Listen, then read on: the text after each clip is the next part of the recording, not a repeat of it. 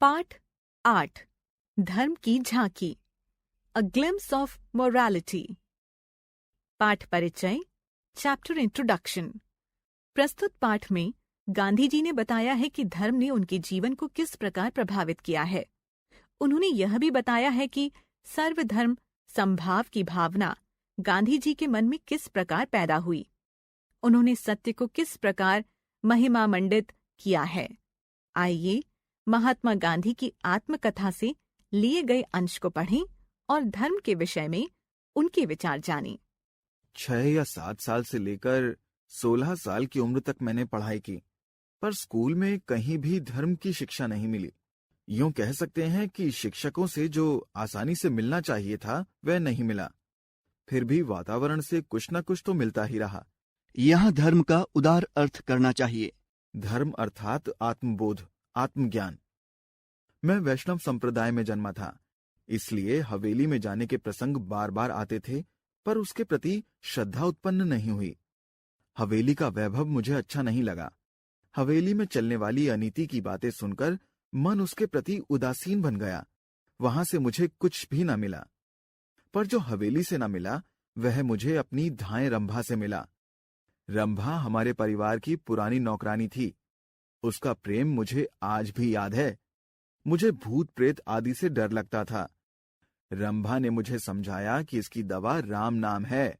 मुझे तो राम नाम से भी अधिक श्रद्धा रंभा पर थी। इसलिए बचपन में भूत प्रेत आदि के भय से बचने के लिए मैंने राम नाम जपना शुरू किया। यह जब बहुत समय तक नहीं चला, पर बचपन में जो बीज बोया गया वह नष्ट नहीं हुआ। आज राम नाम मेरे लिए अमोघ शक्ति है। मैं मानता हूं कि उसके मूल में रंभाधाय का बोया हुआ बीज है। इसी अरसे में मेरे चाचा जी के एक लड़के ने, जो रामायण के भक्त थे, हम 2 भाइयों को राम रक्षा का पाठ सिखाने की व्यवस्था की। हमने उसे कंठस्थ कर लिया और स्नान के बाद उसके नित्य पाठ का नियम बनाया। जब तक पोरबंदर में रहे यह नियम चला। राजकोट के वातावरण में यह टिक न सका। इस क्रिया के प्रति भी खास श्रद्धा नहीं थी। अपने बड़े भाई के लिए मन में जो आदर था, उसके कारण और कुछ शुद्ध उच्चारणों के साथ राम रक्षा का पाठ कर पाते थे। इस अभिमान के कारण पाठ चलता रहा। पर जिस चीज का मेरे मन पर गहरा असर पड़ा वह था रामायण का पारायण। पिताजी की बीमारी का थोड़ा समय पोरबंदर में बीता था। वहां वे राम जी के मंदिर में रोज रात के समय रामायण सुनते थे। सुनाने वाले बीलेश्वर के लाधा महाराज नामक एक पंडित थे। वे रामचंद्र जी के परम भक्त थे। उनके बारे में यह कहा जाता था कि उन्हें कोढ़ की बीमारी हुई तो उसका इलाज करने के बदले उन्होंने बिल्वकेश्वर महादेव पर चढ़े हुए बेलपत्तर लेकर कोढ़ वाले अंग पर बांधे और केवल राम नाम का जप शुरू किया। अंत में उनका कोढ़ जड़ मूल से नष्ट हो गया। यह बात सच हो या ना हो, हर सुनने वाले ने तो सच ही मानी। यह भी सच है कि जब लाधा महाराज ने कथा शुरू की तब उनका शरीर बिल्कुल निरोग था। लाधा महाराज का कंठ मीठा था। वे दोहा चौपाई गाते और अर्थ समझाते थे। उस समय मेरी उम्र 13 साल की रही होगी, पर याद पड़ता है कि उनके पाठ में मुझे खूब रस आता था।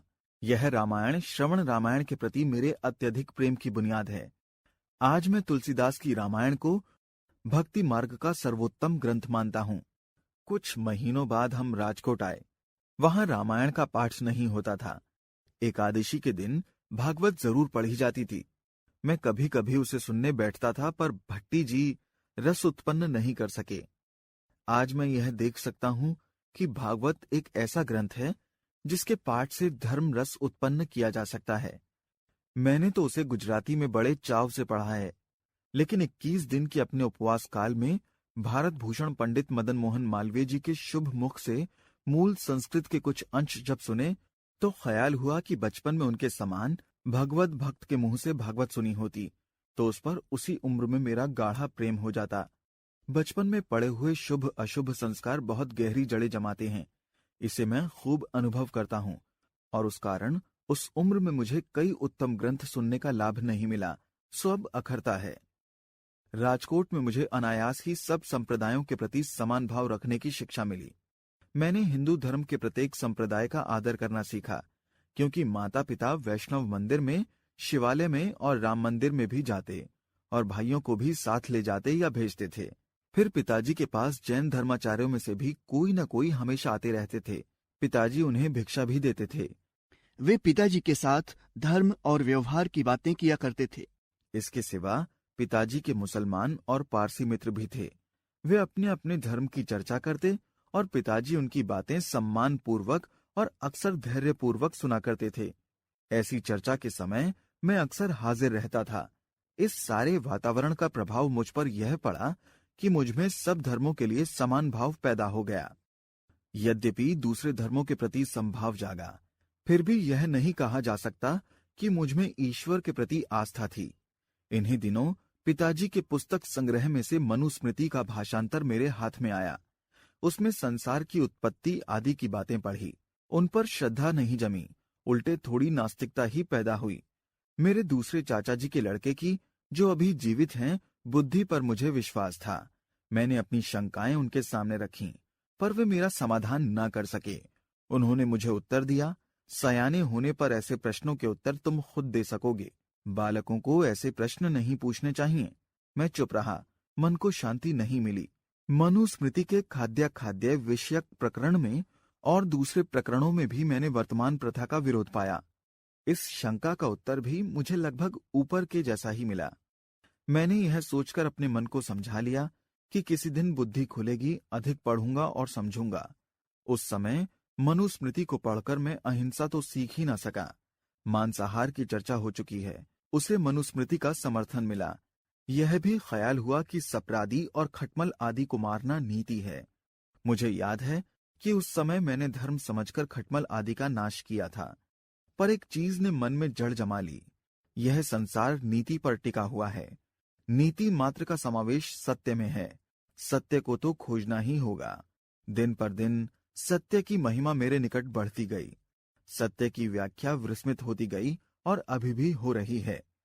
शब्द भंडार, वोकैबुलरी, आत्मबोध, स्वयं की पहचान, इंट्रोस्पेक्शन, उदासीन, विरक्त, तटस्थ, इंडिफरेंट, अमोघ, अचूक, इनफॉलिबल, पारायण, पाठ, कॉन्टेक्स्ट, श्रवण, सुनना, लिसनिंग, उपवास, व्रत, फास्ट, शिवालय, शिव का मंदिर, टेम्पल ऑफ लॉर्ड शिवा, संभाव, समानता का भाव, इक्वालिटी, भाषांतर, अनुवाद, ट्रांसलेशन, नास्तिकता, ईश्वर में अविश्वास, एथिज्म, प्रकरण, संदर्भ, प्रसंग, कॉन्टेक्स्ट, वैभव, भव्यता, ग्रैंडियर, धाय, बच्चे की देखभाल के लिए नियुक्त स्त्री, गवर्नेस, कंठस्थ, जुबानी याद,